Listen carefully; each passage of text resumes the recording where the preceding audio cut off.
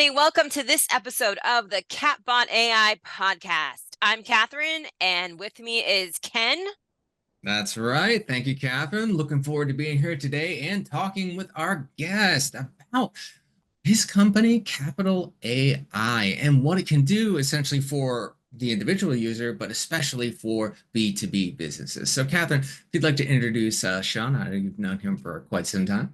I have. Shaun has quite the Silicon Valley story where just being involved in a lot of different startups, including Google and Airbnb, and then just branching out and really owning early, I would say, a lot of Gen AI and how to allow businesses to be leaner, faster, and really offer much better quality data than what others do. So, Shaun, I want to throw it to you and say, well, one, thank you for coming. And two, for you, like, what does AI really mean? Yeah, well, thanks for having me, and it's awesome to have Dale Carnegie alumni on the call. I'm a proud alumnus of the program. That's how Uh, we met. yes. So what does AI really mean? Well, AI ultimately is about automation. At least that's the way I perceive it. So it's making processes more efficient using software and technology. So so when you think about applied AI, it's about bringing measurable efficiencies to business practices, to creative processes, uh, so that you can have a more productive company, you could generate more revenue or save on more costs. So that's how I think about AI. There's obviously, many implications of how AI is applied to specific verticals or industries, but at the highest level, that's how I approach it. Tell us a little bit about your background, because it is like very much the Silicon Valley story that people hear about, but don't get to hear from an actual person that lived it. Yeah, well, thanks for that question. Trained as an industrial designer. I studied at Rhode Island School of Design, otherwise known as RISD. And industrial design, if folks aren't familiar, it's the uh, discipline of designing products and services. So I split my time between RISD and MIT for the second half of my time at RISD, working on the space program, but also working on digital technologies. After graduation, I joined Motorola as an industrial designer, designing mobile devices. Was recruited to Google, where I moved out to the West Coast, on the West Coast where we met, where I worked on search, personalization, maps. I was lucky enough to work side by side with Sergey, the co-founder of Google, and then was recruited to a startup called Air Bed and Breakfast by my friends from RISD, who were the co-founders of the business, and was their first UX lead, and joined the company very early on. It was such an amazing journey there, designing the host experience, the guest experience, improving conversion, the marketing experiences. I met who is now my wife at Airbnb. It was a very special time in my life, and very proud of the work that we've done there, and still obviously close with the team. After Airbnb, I decided to build a product design studio where I worked with early stage to growth stage tech companies, and then went on to work with government agencies, building products and services, things like healthcare products to pre-screen for Alzheimer's and dementia, to software for high-speed rail networks in Europe, and then the Department of Defense and the White House. So that's a little bit of my journey. My mission has always been at the intersection of design and technology, and yeah, live that every day. Just a little plug for your wife, because it's sort of the power couple. Explain, what did your wife start? Yeah, my wife's an entrepreneur as well. We're a dual CEO household here in Washington, D.C. 13 years in the Bay, and now DC. My wife is the CEO of a company called Bobby, which is an infant formula company, the first domestically manufactured organic infant formula, and I think in I don't know, several decades. So proud of her. Yeah, just wanted to do a plug, little plug there. Got it. Yeah, of Oh, course. hey, Shaun, we've known each other for a really long time. And one of the things I know about you is the level of empathy that you have, which is very high. And that's not always synonymous with people that are in tech and designing things. So, how do you incorporate your level of empathy into your design philosophy? Yeah. Well, it's about being perpetually curious. So you have to just really have questions about people, about processes, about industries. And if you have questions, then innately you'll build a relationship with the person or people that you're talking to. So it just starts with a question, and then as you get to learn about an organization or an individual and how they do their job, what are their pain points, what are the things that bring them Yeah. joy, how do they work with others, then you just end up loving your subjects, so to speak, so if you treat it scientifically. Yeah, no, definitely. And I think that that's one of the things I remember about you from working with you is just how much you grew in regards to your leadership style of like literally taking yourself out of it and putting other people in. It was just fabulous to see. Thank you. Just have to work on that every day, but Yeah, we all appreciate it. do. We all do. We all Um, do. so tell us a little bit about the inspiration and then the vision for Capital AI. How did this come about? Yeah, well, AI is not a new thing, and design is certainly not a new thing. But as technology evolves, there's different manifestations of AI, and there's different manifestations of design. So it was my work when I was designing all different kinds of enterprise software applications, many of them AI oriented, machine learning or predictive maintenance applications. But then during COVID, there was just such a deluge of data where people are trying to understand the impact of how will COVID affect the supply chain availability of electronic medical equipment for senior citizens in a flood-prone area. And that's something the military will Mm, needs to ascertain and then communicate those insights to policymakers and folks that can make a difference. And what I saw across the US federal government and in industry was that the end users, these analysts that had to derive insight, were overwhelmed by the sheer volume of AI models and data sets they had to yeah, wrangle to create an insight. So I asked myself, is it possible to build an architecture that is model agnostic, AI model agnostic, where users could bring in their own data, the models that are relevant, and then tell a story? So that was the insight that I saw, and it kind of was a culmination of years of just building technologies in the AI space, but it came to a boiling point with COVID that, oh man, there's a real opportunity here to build a product and a company that solves this. Definitely. And just that company we're talking about currently is Capital AI, correct? Capital Can AI. you Yep. kind Yep. of dive Yep. into a little more about what Capital AI can do for a business? Let's go. I have a business, let's say, Yeah. and what can it do for me? Yeah. So you could think of Capital as a custom perplexity for every website in the world. mm, And okay, if that's you cool. don't know what perplexity is, in simple terms, we enable the delivery of content via AI. So we have an API and SDK that embeds into our customers' applications, so our customers and users can generate research reports, marketing pitches, summaries, any type of business ready content from their proprietary data within their paywall on their website. And the reason why this is important, if you zoom out to the macro picture of what's happening in media, generative search products like Gemini, which is Google's generative search, and Perplexity, they're replacing the Google search that we all use today. And that means people won't go to websites anymore. And that means this is an That's existential true. crisis for all media brands and publishers of proprietary data.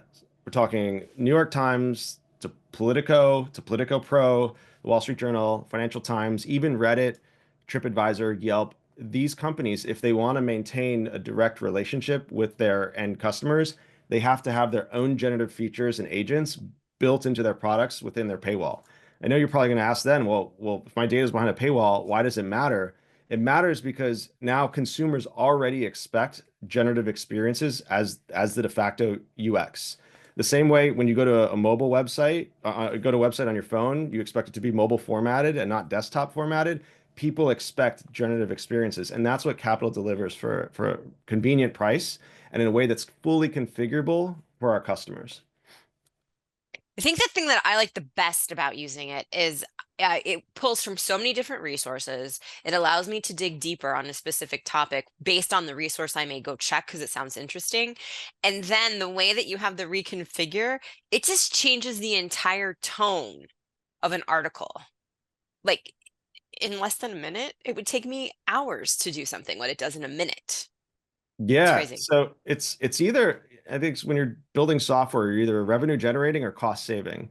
And for the use cases that you're talking about, where you're taking, you can go to capital with an O.ai and create an account and you can try out the technology. That's pulling from the open web. So if you're doing Yeah. research, you can upload a few of your documents and you want to create an article, let's say on a tariff, you want to analyze incoming tariffs with a foreign country, or you want to understand the performance of a certain ad unit on the internet. This is a fast way to put together a report, but then iterate with that content to get it to a place that it's high quality and useful for you. So Yeah. that's where the user experience and the interaction design affordances, those are really important. And we pay a lot of detail into how people interact with this technology. It's not only about the tech and the models, it's really about the UX and UI as well. I want to just highlight this and then I'll throw it to Ken. I was back in California working last week and I went and saw my mom, obviously, for a couple days. And she has plaque psoriasis. And there's something about it where she kept having this situation and no one could figure out what it was. It's like a weird little kind of rash. And it is tied in with plaque psoriasis, but they couldn't tell. So I was like, hey, mom, check this out. Let's ask ChatGPT. And then I was like, well, let's put it into Capital AI and see what comes up. There's a study that I then sent her doctor, and her Wow. doctor's now, yeah, so thank you. But that's how, like, I was able to teach my Amazing. 84-year-old mom how to use Capital AI. And she was like, can we check out this? And so she's like finding all kinds of documents and doing research on different things for her friends now. So it works in real time. And it truly, I mean, she says thank you. Well, that's amazing to hear, and wow, that's moving. And having family members who have plaque psoriasis as well, I know it's not an easy condition, so that's incredible. Yeah. Ken, what questions do you have back on the tech part? Oh, and just to run back, as well, a lot of companies these days, rightfully so, are considered with intellectual property. And what I've noticed about Capital AI is that when you integrate that into their ecosystem, it's only pulling their IP and it's keeping it instead of putting it on, let's say, your ChatGPT or Gemini and all that.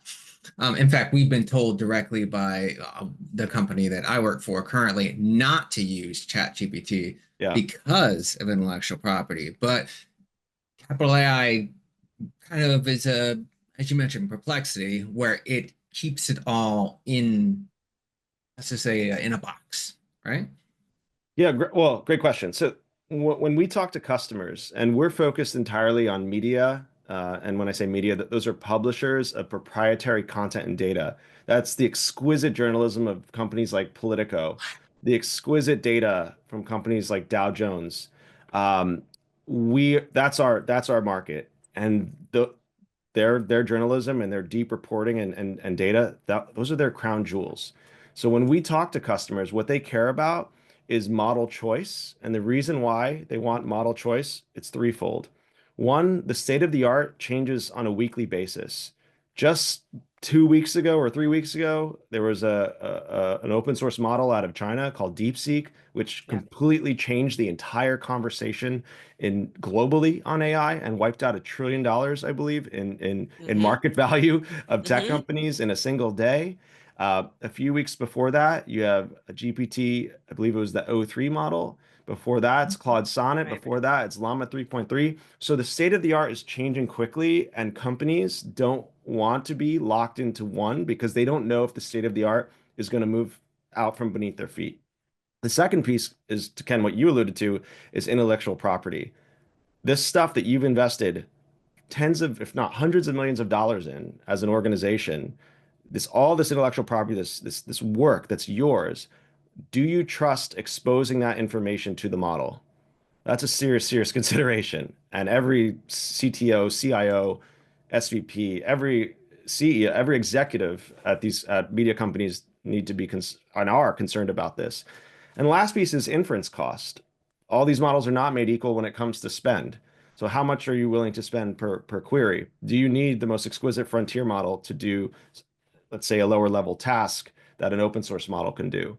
So what Capital does, and our value proposition, is to empower media to take control of their destiny and build great business models using this technology that allows them to really uh, get the most value out of their data assets and their content assets they've invested so much into. And I think it's also not about having machine generated text for everything. There are humans and people that put work behind this. And I think it's really important that we have a world where the person is still of the journalist, the analyst is still a critical anchor in how information is disseminated to the public.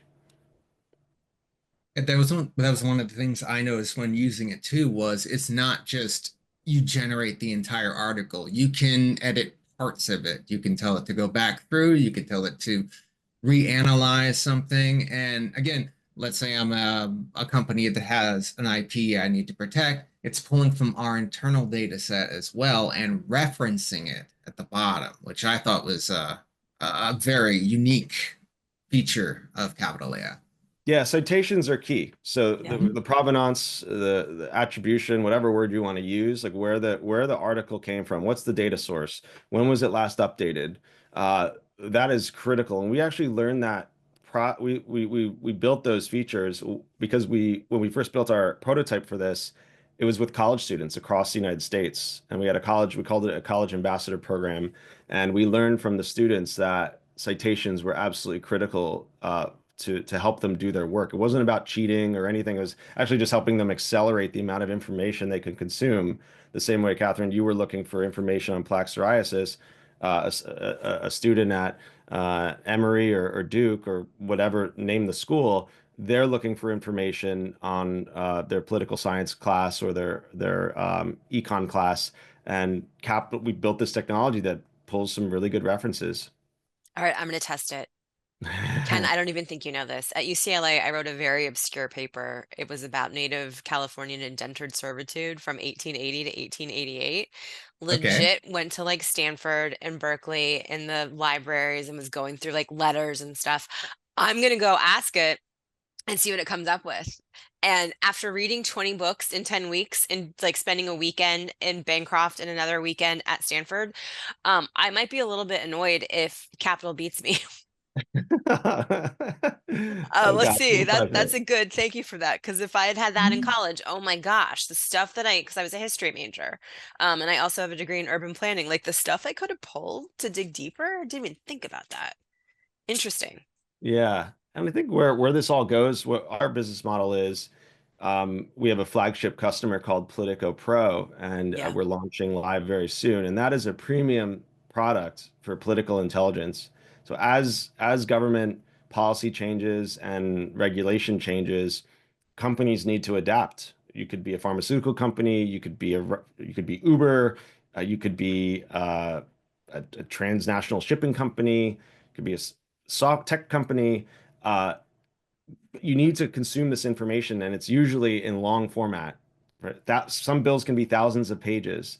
And what Capital's technology, when embedded into a premium product like Politico, can do, it gives people the ability to generate insight in a fraction of the time than it would take them to consume all the legalese Yeah. and other analysis that they would normally have to do. So it's a huge time saver. Yeah, I've had a few political, some elected officials, I've told them about it. And one person down in Louisiana was like, this is insane. Do you know how many hours it saved me? And I was like, no, it was a sizable amount. It was over 5 hours that just Wow. pulled in. Yeah. So it's a power. I mean, you're Yeah. saying, wow, it's a really cool tool. Um, Talk a little bit about Politico and how did you decide to go in that route? Yeah, well, after living in the Bay Area for over a decade, was ready to make a change. My parents lived in Virginia, so decided to move to Washington, D.C. I was working quite a bit with the first Trump administration on technology, AI, and design policy, and I fell in love with D.C. So I moved here, and in that process, it's you get to meet all different walks of life. I guess it's San Francisco is a magical city, but it is a kind of a one-party town, so to speak, where it's all tech all day. But here there's Yeah. media and there's government, and those organizations consume technology as well. So through that process, I met some of the incredible journalists at Politico, and also the executives on the pro side. And I gave a demo of that product we were building for the college students. We're testing with them, and their immediate reaction was like, "Oh my gosh, this is incredible. Could you make this part of our website?" And that's how the Politico Pro integration was born. Yeah, now we're counting down the days now to the public launch, and it's Cool. pretty magical. Congratulations. Yeah, thank you. Yeah, it's a big deal. I think it's going to unlock hopefully so much value for folks that are trying to build great products that are exposed to government policy and regulation. And given there's a new presidency, there's going to be a lot of changes. So it's the perfect time to actually subscribe to something like Politico Pro, and Capital will be front and center alongside with them. That's cool. Congratulations. Thank you. It's interesting to be in Ohio, especially in Columbus, where they're trying to make Silicon Heartland. So, I'm actually meeting with a VC person after we record this. It's just it's a different vibe from Silicon Valley for sure. And living in New York and working back there with tech companies, it's different here. But I was watching the video you posted that with JD Vance, and Yeah. it's ethics is a big part of it. Adapting is a big part of it. And then it's ultimately like just using it. Yeah, well, Ohio, I think, is the future of the United States. So You heard it, Ken. Said. People yeah, don't get it. People I don't mean, believe it. yeah. It's not that bad. Shout out to my wife Laura. They have a factory in Ohio, and you have companies like Anduril setting up shop with Yep. production in Ohio. And as the United States, I think by design and policy is starting to decouple with outsourced manufacturing, places like China and elsewhere, you'll see a lot of development in Ohio and throughout the heartland. I think that's overall a good thing. Yeah. Yeah, it's interesting to be a part of. It's part of why I moved, is I saw what was coming. It actually reminds me a lot of San Jose in the late 90s. Yeah. A lot. Yeah. Columbus anyway. Ken, what other tech questions? Because I have non-tech questions. Some non-tech questions too, but this kind of goes into Go it. I ahead mean, then. a lot of it. Okay, so when it comes to any generative AI, bias is always the question everyone has, especially with Yep. administration changing, let's say, different employees loading different things into the model, essentially. So how does Capital AI kind of balance that? I know we use different LLMs, but how do you balance that? Yeah. Well, it's in the most blunt terms possible. Garbage in, garbage out, and Yeah. diamonds in, diamonds out. So if you feed our orchestration of generative models and RAG, retrieval augmented generation, if you feed it really poor data and biased journalism and biased content, then the artifacts produced will be low quality. If you feed it high quality, well-sourced artifacts with good data, it doesn't have to be structured. It just has to be factually accurate. Then you'll get amazing artifacts. So when you look at an article produced by Capital, sometimes you'll see 40 plus sources, and that is usually going to be a pretty darn high quality article or artifact because of the sheer volume of sources that have been referenced. It's like a peer review process in academia. When you go through that peer review process, it's work hardening and triangulating your hypothesis and validating it with other research that's contextual to it. So we don't stop there though.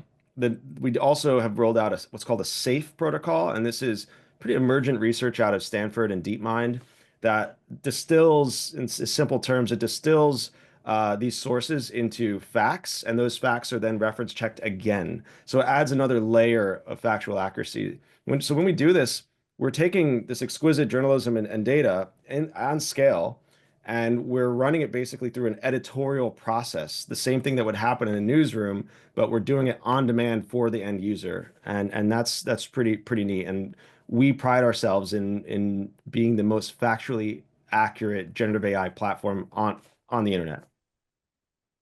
And I have noticed that too. It Incredible. will double check and it will continue asking, as I've generated just from the open internet, even articles that it double checks itself almost. So Yeah, and it's, and I think especially when you have a long tail of information. So let's say you wanted to say, uh, tell me about Meta, the company Meta, and how its business model has evolved over time, and where they may face competitive threats. And let's say you're an analyst at Goldman Sachs, and you're trying to figure out how to allocate your client's exposure to that company. Well, then you could take all that proprietary data and with every earnings report, with market research, and then that funnels all into capital and in a secure proprietary manner that does not expose sensitive information to the frontier model where they can leverage it in a way that might hurt Goldman or the bank, the investment bank. You can produce a report. And that's where you get really interesting nuggets of insights and it produces measurable value for the customer. mhm. I think that really, I mean, the biggest concern, at least I've seen, is companies and their proprietary data. And it looks like this is the solution for it, is to have a model like this that keeps that all in that, we'll call it a box for simplicity's sake, but Yeah, keeps that in there. it's the Yeah. same for business data, but also user-generated content. One Yeah. of I believe currently the third most traffic website in the United States is Reddit, and Hmm. about a quarter of all all of the user-generated content are recommendations. It's a gold mine of insights. So imagine what you can do leveraging an architecture with generative models, RAG, and our tooling when you sit on top of those posts, the search experiences, the product recommendation experiences, and then the insights you can mine for businesses that Yeah. can unlock Reddit's business model when they are potentially helping mine insights for a gaming company or a beauty and wellness company. That can and of course an anonymized way that preserves the privacy of its community. That could unlock tremendous market value and help Reddit build more products and services that delight their customers. So the exciting part about all this is there is so much green space. Another area, like imagine integrating capital into a due diligence firm, Yep. like a consulting firm, and capital in a secure way looked at every due diligence report for the past 30 years of, let's say, CPG companies or uh, tractor equipment and farm equipment. Think of like the insights you could mine when you're doing another due diligence. It can speed up the due diligence process and just save everybody money, and you can get more done with fewer resources, and that's a great thing. I'm just totally thinking from a sales angle. It'll just help you predict what the market wants and what you should focus on for next models. That's cool. Yeah, yeah. It's all about the data, and I think where this is going to go is it's funny when we first started the people that didn't know what they were talking about, they'd be like, is this a rapper? And it's just like, and one of my closest advisors and mentors, Gary Tan, the president of Y Combinator, who was our partner at YC when we did it in summer 24, he would assuage my anxieties. He's like, anyone that says the word rapper doesn't know what they're talking about. And he turned out to be right, because now essentially the where this is going is the cost of inference and compute, it's going to zero. Some of it will be zero, some of it will be just, it'll be lower and lower cost because you get the efficiencies of scale.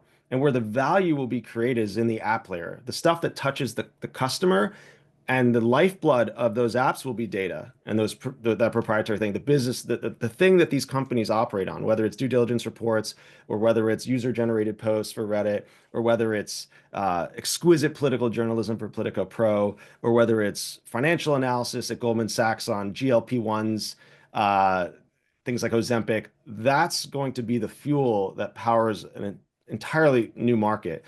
And the market size, according to our latest investor who put this together for us, for AI enablement of content delivery is a $165 billion market by the end of this decade. And I think that's probably an underestimate. So there's a lot of green space here.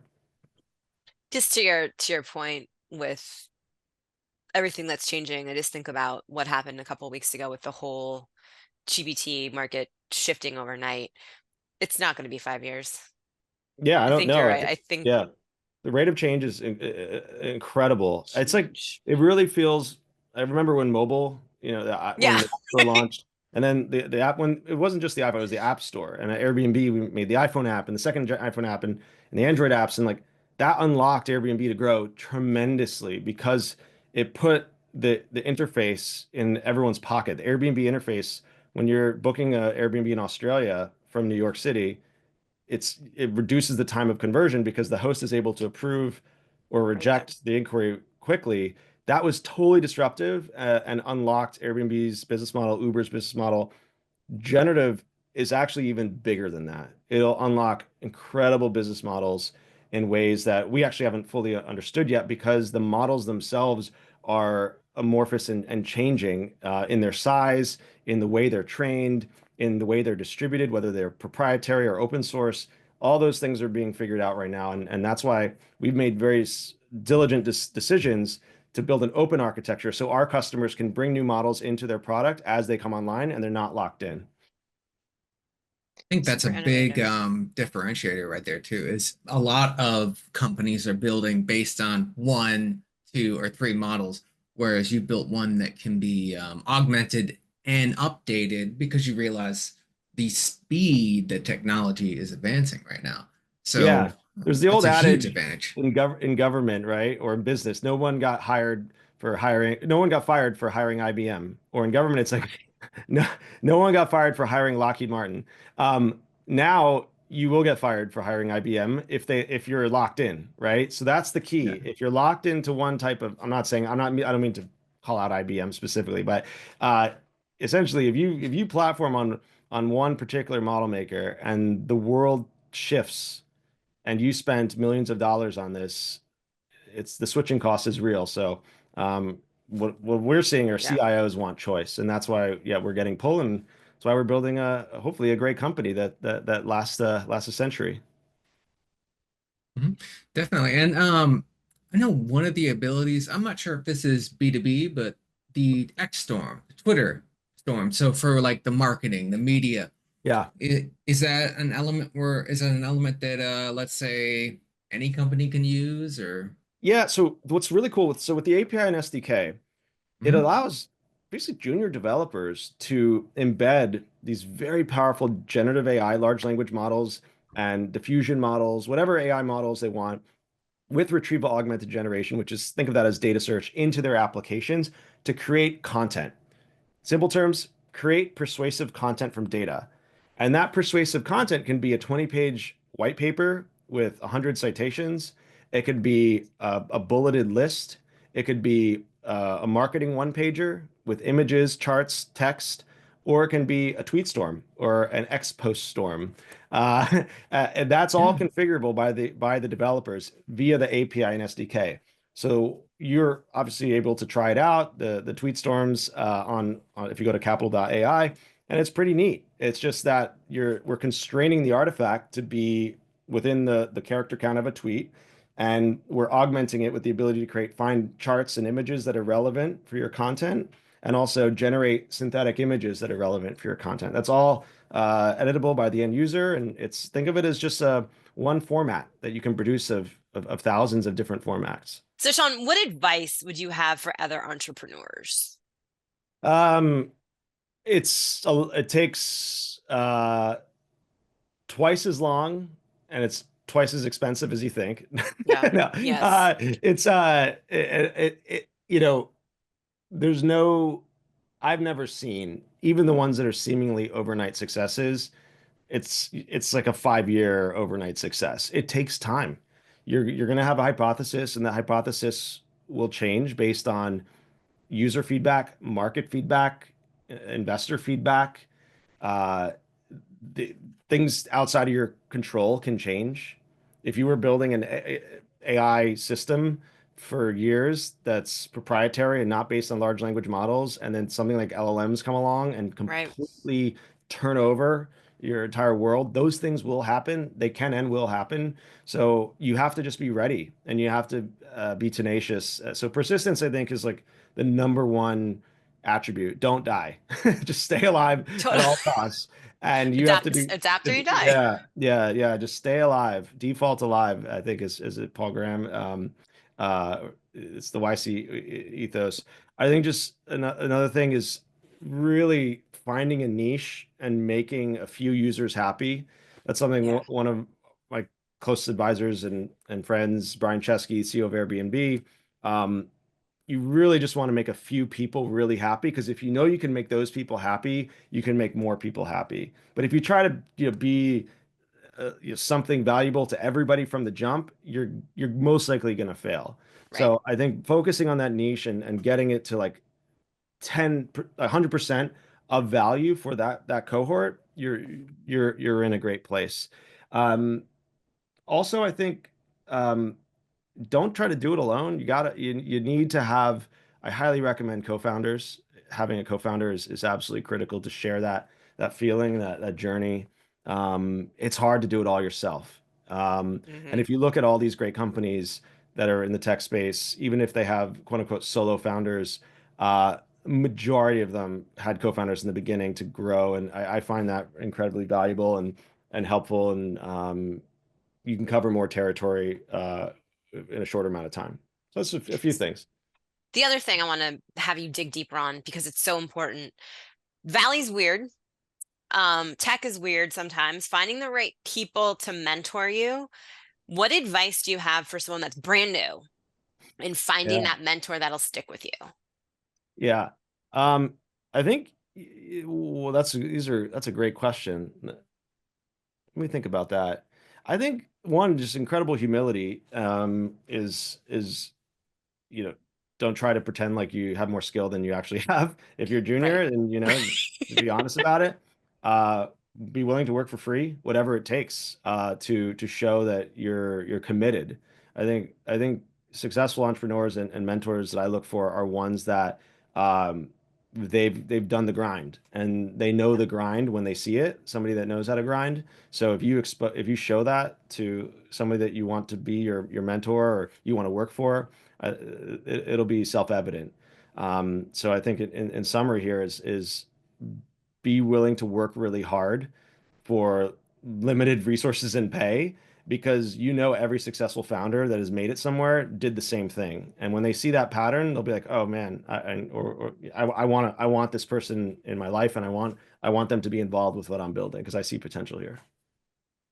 Cool. Well, hey, while we were talking, I went and ran my California laws on native indentured servitude, and it kicked back 171 different citations. Whoa. Okay. Just from a first, Wow. so yeah. Wow. Was deep analysis on? That's a great Of question. course, of Wow. course. Okay. Yeah, deep analysis is the real deal. Okay. Yes. Yeah, so I will dig deeper into that. Wow. Anything that we can do, where can people find you? What's next? What do you want to include in our time together today? Well, one, if you're a media company or a consulting group, or if you have proprietary data and content and you want to leverage AI to bring productivity to your team, or bring value to your customers, your subscribers, people that use your data, we'd love to talk to you. So you can drop me an email. It's Shaun, SHAUN, at capitol.ai. And then obviously, if you want to use our products and kick the tires, please do. Go to capitol.ai, and hopefully it'll be in the show notes. We will make sure we do that. It will Hey, be. thank you. Thank you. It was a pleasure to catch up. Congratulations again on everything. It's really cool. Well, thank you, Catherine. Thank you, Ken. I appreciate you all. And yeah, it's a great show, and it's super fun. Thank you. Until next time, everybody, take care. Take care. Bye.